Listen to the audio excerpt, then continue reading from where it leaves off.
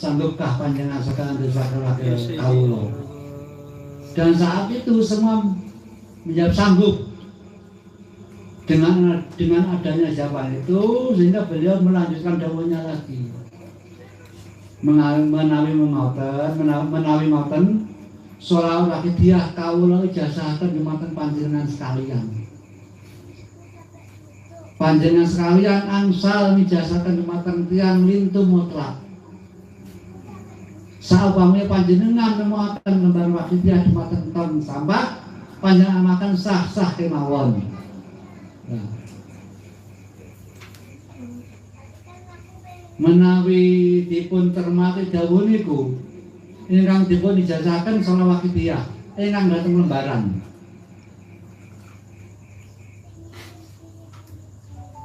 Kanthi dawuh beliau, saumpamanya panjenengan sakalian nemuaken lembaran sholawat wakidiyah dumateng tong-tong sampah, panjenengan makan sah-sah kemawon tanpa izin siapapun.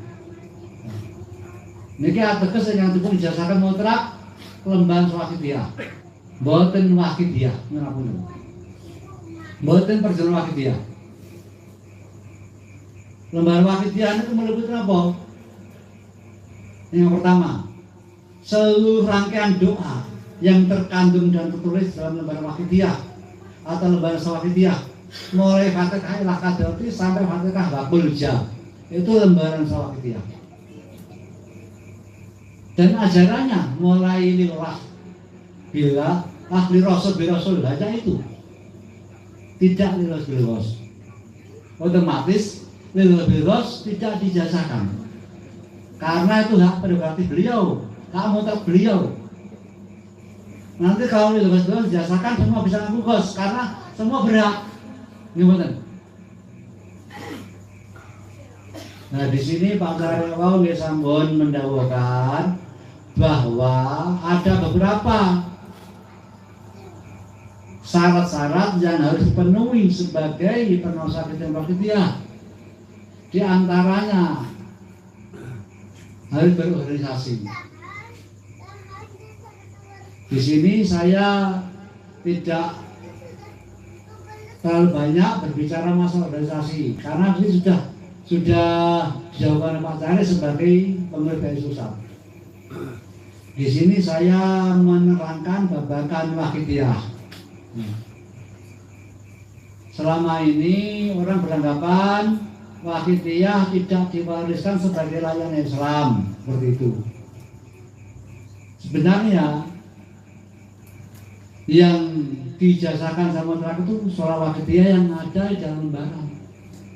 Otomatis kalau kita ingin mendapat ridho beliau, kita harus mengikuti aturan-aturan yang telah ditentukan beliau.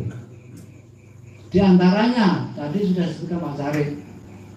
Pertama, setiap pengamal harus melakukan mujahadah 7-17 atau aurat yamiyah dalam waktu 24 jam minimal 1 kali. Kemudian ke atas 1 minggu sekali kita lakukan suyah. Itu masih bisa perorangan. Kemudian naik lagi acara kecamatan, naik lagi acara kabupaten, naik lagi acara provinsi. Itu tanpa adanya apa itu organisasi tidak mungkin. Dan di sini kenapa kita banyak yang tidak bisa merasakan hasil-hasil yang kita lakukan. Setelah kita mujahadah sekian lamanya, berapa tahun kita menjadi pengamal sholawat wakidiyah, kenapa masih seperti ini saja? Di dalam aturan kehidupan itu seorang pengamal beberapa hari yang lalu ditemui Mbah Yai dan beliau mendawahkan bahwa wakidiyah itu way of life. Nah, dia saya tanya, tulisannya bagaimana way of life itu? Pokoknya way of life gitu. Nah, padahal life itu ada beberapa tulisan. Kalau L I V E itu langsung atau secara langsung. Terus live, L, E, ya, F, E itu bisa kehidupan. Itu yang mana? Saya tanya, saya nggak bisa itu. Pokoknya dengar saya W of life. Saya tanya lagi, W itu gimana tulisannya? W A Y atau W E Y? Saya nggak tahu itu. Akhirnya saya kemarin bicara sama istri saya asumsikan bahwa itu W of life itu tulisannya W A Y atau W A Y of life. Life itu W L I V F E, maksudnya kehidupan. Jadi wakidia itu suatu cara dalam kehidupan. Jauhnya baik itu. Wakidia way of life. Itu suatu cara dalam kehidupan. Kalau kita melihat itu, wakidia sebagai suatu cara dalam kehidupan, itu bagaimana kita? Otomatis suatu cara dalam kehidupan itu artinya cara-cara dalam menjalani kehidupan untuk melaksanakan perintah Allah Subhanahu wa taala, untuk menjauhi larangan Subhanahu wa taala dalam rangka meningkatkan kesempurnaan interaksi kepada Allah Subhanahu wa taala untuk mencapai kebahagiaan akhirat. Ya di situ. Terus cara-cara itu apakah ada cara-cara khusus? Sebenarnya tidak ada. Sebenarnya semua sudah tahu. Wakidiyah itu meliputi 3 perkara. Pertama, soal wakidiyah sebagai amalannya yang berfaedah menjernihkan hati. Yang kedua, jejeri urip itu kalau istilah Mbah kalau istilah Mbah Nyai mewakili jejeri urip. Kalau Mbah Yai pedomannya hidup. Sebenarnya azan wakidiyah itu ada definisinya. Apa? Bagaimana bunyinya? Definisinya azan wakidiyah, definisinya azan wakidiyah itu sebenarnya itu sederhana. Petunjuk penerapan ilmu ketauhidan, ya. Petunjuk penerapan ilmu ketauhidan yang sehingga menjadikan kesadaran nabati terus sebagai pengamannya sampai malaikat Israel menjemput di situ.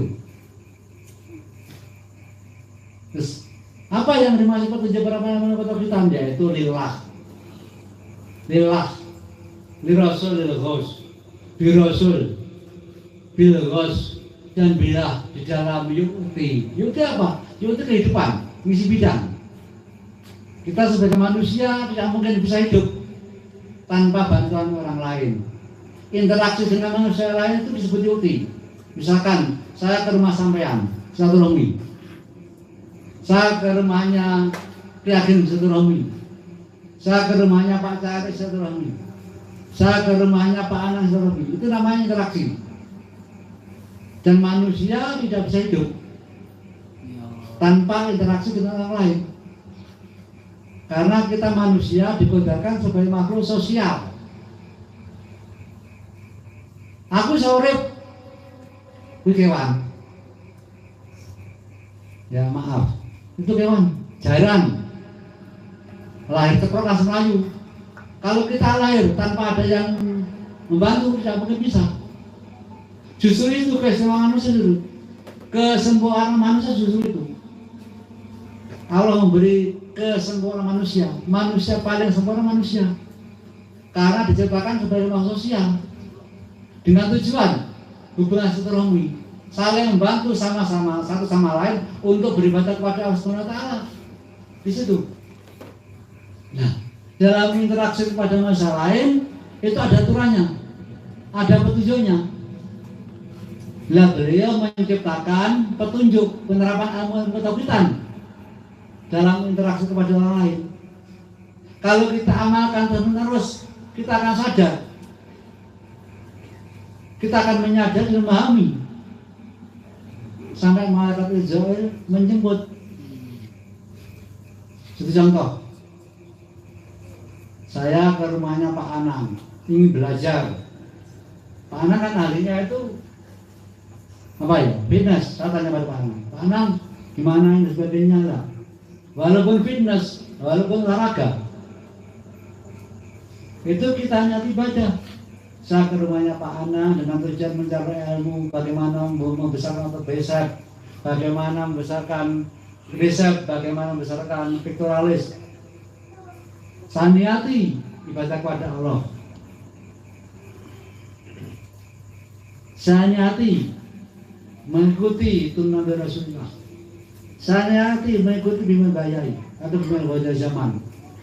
Nah, itu sudah satu poin, bahwa apa yang kita lakukan sudah berdirikan ibadah secara tidak langsung, secara tidak kita sadari.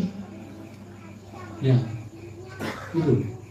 Di samping itu, tanpa kita sadari pula, kalau kita menerapkan petunjuk yang lain, kita menyadari adanya kita bisa niat karena Allah, adanya kita bisa niat karena mengikuti bimbingan, mengikuti Rasulullah, adanya kita bisa niat mengikuti bimbingan bayai,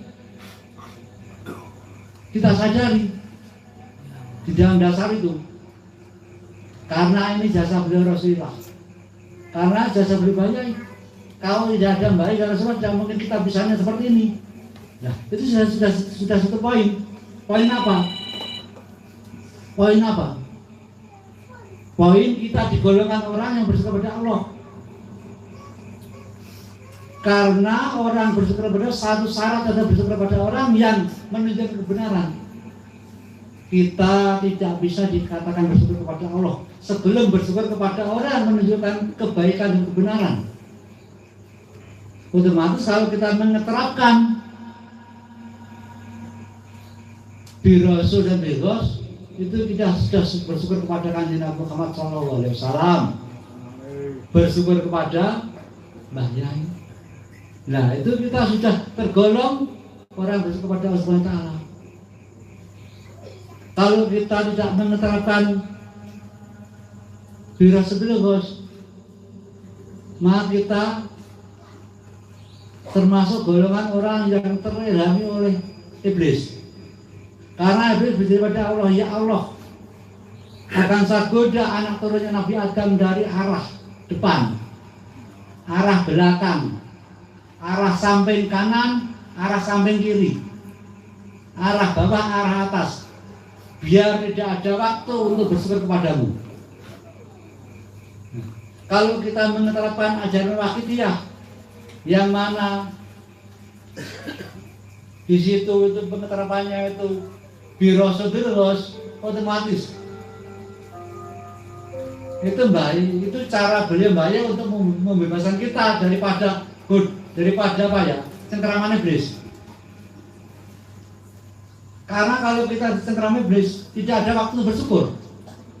Walaupun ibadah kita banyak, kalau kita tidak bersyukur kepada orang yang menunjukkan kebaikan, menunjukkan jalan yang benar, maka kita sudah termasuk di dalam cengkeraman iblis tadi. Itu masih lebih istimewa lagi, kita jiwai dengan billah, yaitu saya bisanya bekerja niat ibadah kepada Allah, saya bekerja niat mengikuti sunnah Rasul, saya bekerja saya niat mengikuti bimbingan Al-Ghaus, adanya saya bekerja bisa niat mengikuti perintah Allah, mengikuti sunnah Rasulullah, mengikuti bimbingan Al-Ghaus karena jasa beliau Rasul dan beliau Ghaus. Dan semua ini yang menciptakan, menggerakkan, mengenai Allah Subhanahu wa Ta'ala. Itulah kesempurnaan kita sebagai makhluk sosial. Di situ. Ya, intinya lillah Rasul Ghaus, Birasul bil Ghaus dan billah itu penerapan petunjuk ilmu ketauhidan yang sehingga menjadikan kesadaran dalam hati terbentuk bagi pengamalnya